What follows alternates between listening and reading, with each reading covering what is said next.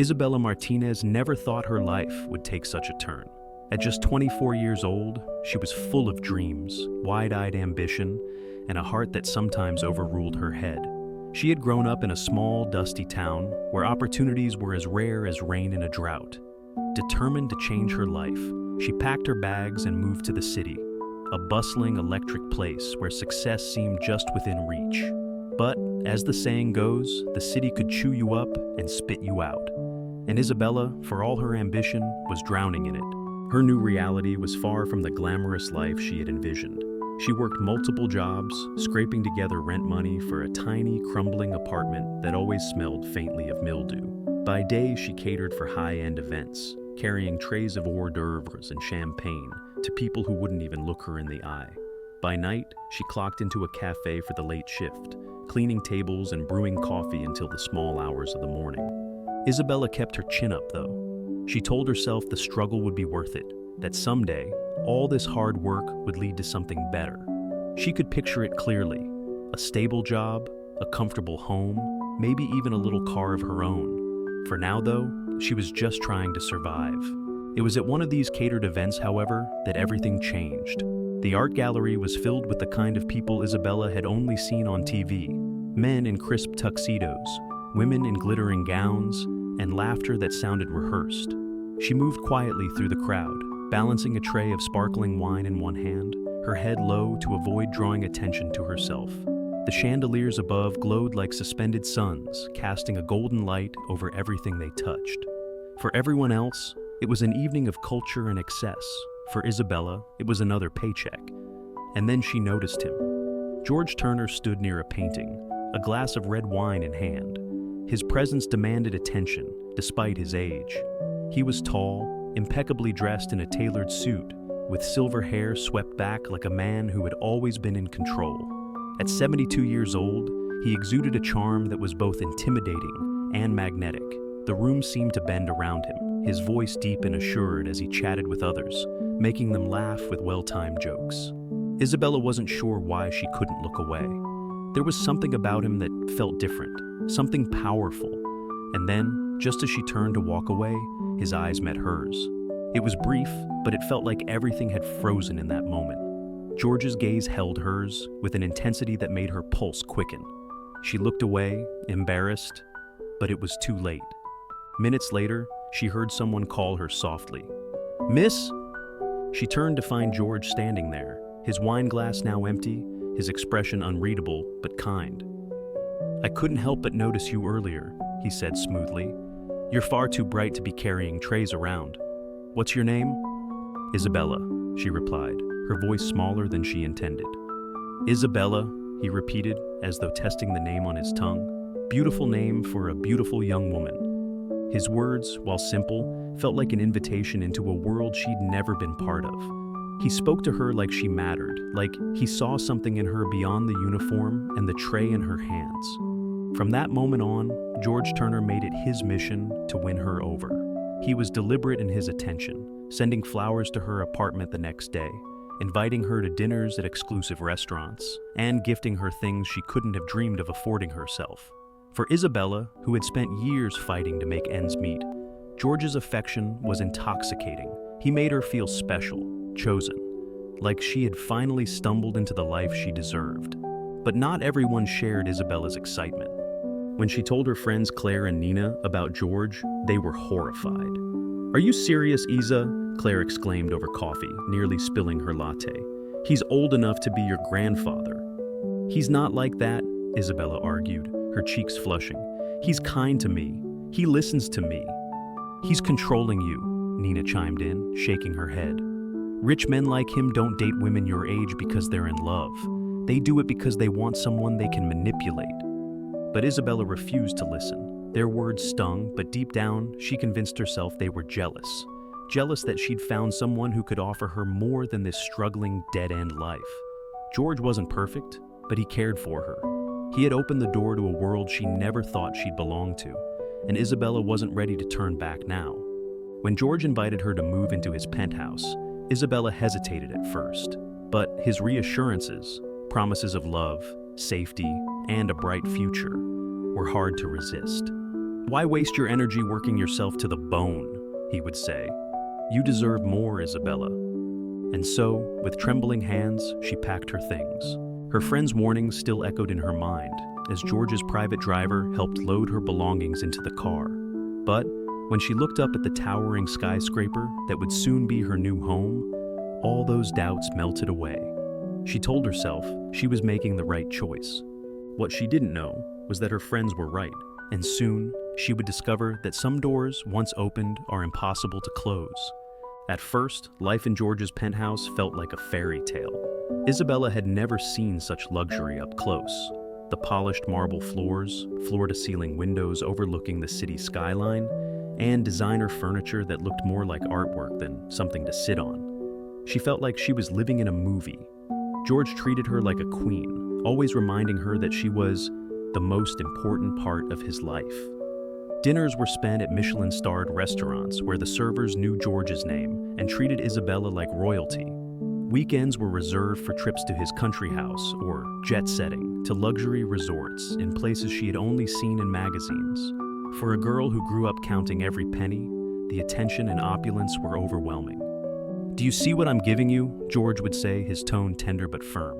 "All of this is for you, Issa. You don't have to struggle anymore." Isabella felt guilty sometimes, knowing she was living a life she hadn't earned. "I'll find a job soon," she would tell him. "I don't want you to do everything." But George would smile, brushing her concerns away like crumbs on a table. "Nonsense. I take care of what's mine. Your job is to make me happy." Those words rang in her ears for days afterward. What's mine?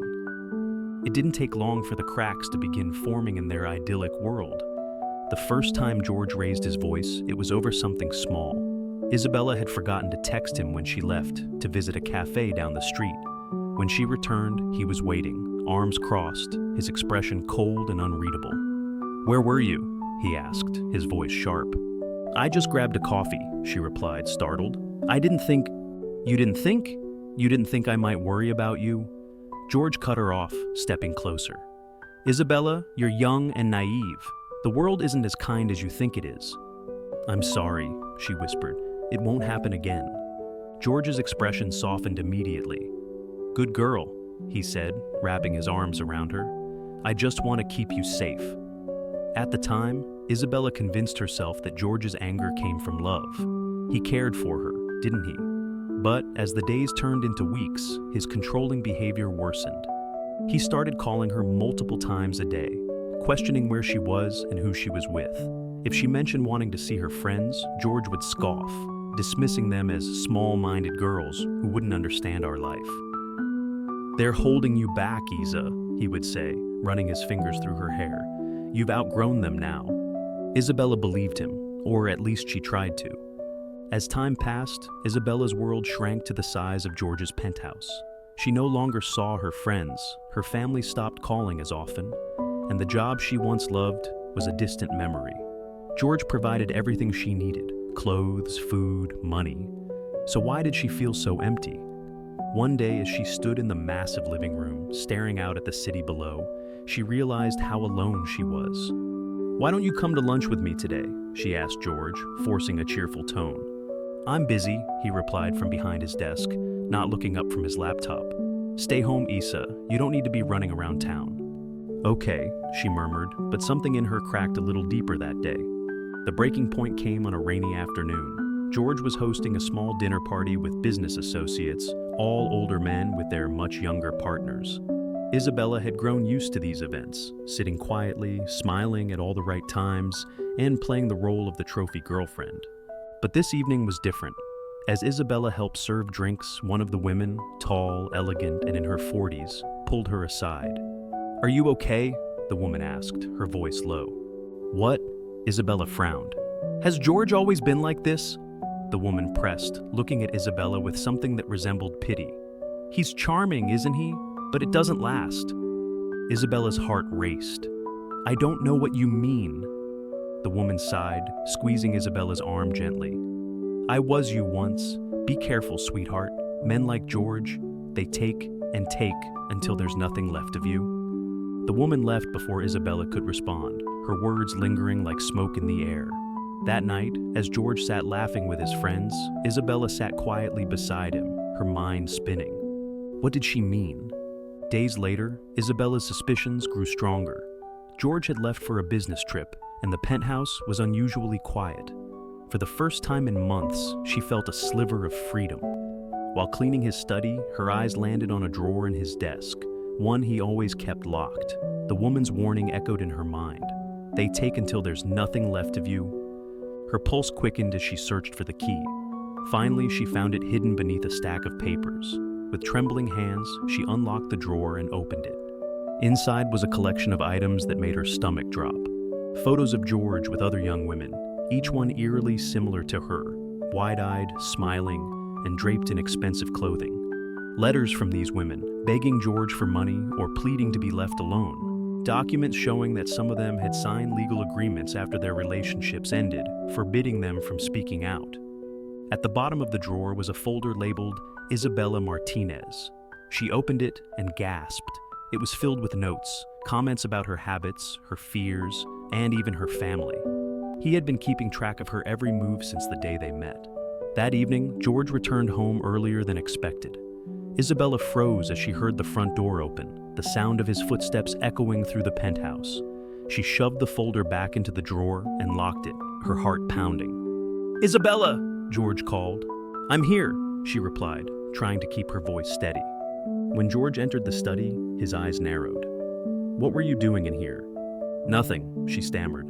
He stepped closer, his face darkening. "You're lying." Don't you dare snoop through my things, Isabella." George's voice thundered, and for the first time, Isabella felt genuine fear. She backed away, but he grabbed her wrist, his grip bruising. "You think you can leave me?" he hissed. "You're nothing without me. Do you understand that?" The words hit her like a slap. In that moment, Isabella saw him for what he truly was, a man who had trapped her, isolated her, and stripped her of her independence. "I'm done," she whispered, pulling her wrist free. George laughed coldly. "Where would you even go? You have no one left." His words were meant to break her, but instead, they fueled her resolve.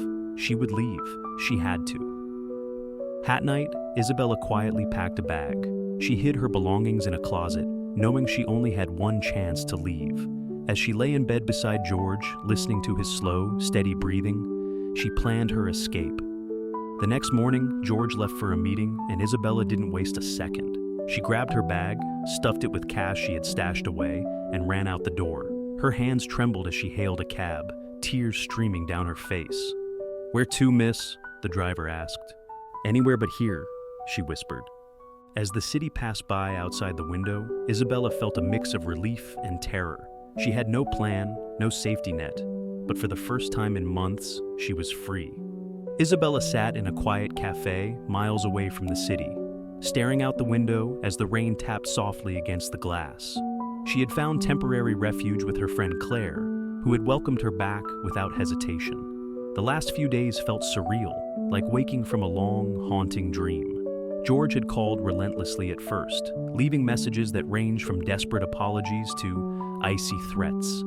But Isabella didn't respond. She wouldn't go back. With Claire's encouragement, Isabella contacted a lawyer to expose George's manipulations. It wasn't easy, fear still lingered, but she refused to let his power silence her. Alongside other women who had been in her position, she began to piece together a case that revealed George's history of control and abuse. One afternoon, sitting beside Claire, Isabella reflected on how far she had come. She had lost so much, her independence, her voice, but she was finally reclaiming it. "You were right," she admitted softly. "I didn't see it until it was almost too late." Claire smiled, squeezing her hand. "What matters is that you're here now." As Isabella looked ahead, she no longer saw darkness. She saw a future she would build on her own terms, stronger, wiser, and free.